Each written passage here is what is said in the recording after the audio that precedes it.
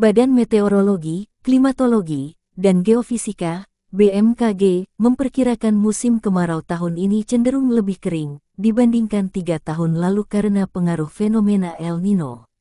BMKG mengatakan, puncak musim kemarau tahun ini diperkirakan terjadi pada Agustus dan September.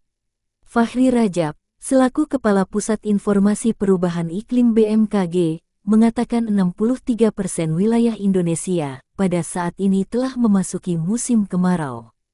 Kawasan ini, kata Fahri, merupakan dampak dari El Nino.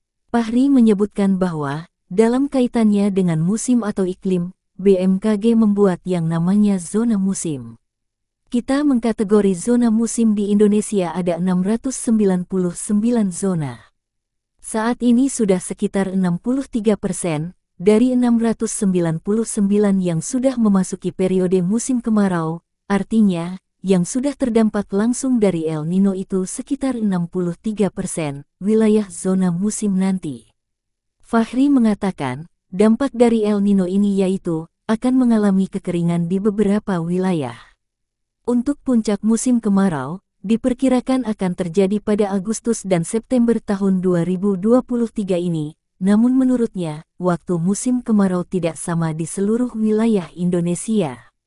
Misalnya, untuk wilayah Maluku dan sebagian wilayah di Papua, belum mengalami musim kemarau. Dan itu menurut Fahri, merupakan hal yang lumrah. Berdasarkan catatan BMKG, 63% wilayah di Indonesia sudah mengalami kekeringan. Untuk kemarau tahun ini juga, diperkirakan akan lebih kering dibandingkan dengan kemarau yang terjadi 3 tahun yang lalu. Untuk wilayah yang akan mengalami kekeringan lebih parah, diperkirakan terjadi di wilayah Sumatera dan Jawa.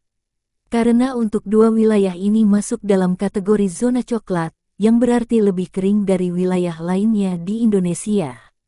Ada beberapa wilayah yang memang kita prediksikan, intensitas hujannya dalam kategori rendah, dari perakiraan hujan bulanan kita baik itu di Sumatera, itu sebagian besar Sumatera, baik Riau, Sumatera Selatan, Sumatera Barat, Bengkulu, Lampung, kemudian Jawa merata, hampir seluruh Jawa itu, kategorinya warna coklat artinya hujannya rendah, ucap Fahri. Kemudian di Bali, NTB, NTT juga sama. Kalimantan dari Kalimantan bagian Barat, Kalimantan Selatan, Kalimantan Utara itu sama juga, dan Sulawesi utamanya di Sulawesi Selatan, Sulawesi Tengah dan Sulawesi Tenggara, itu yang berpotensi terjadinya musim kering, tutupnya. Tim M45 News melaporkan.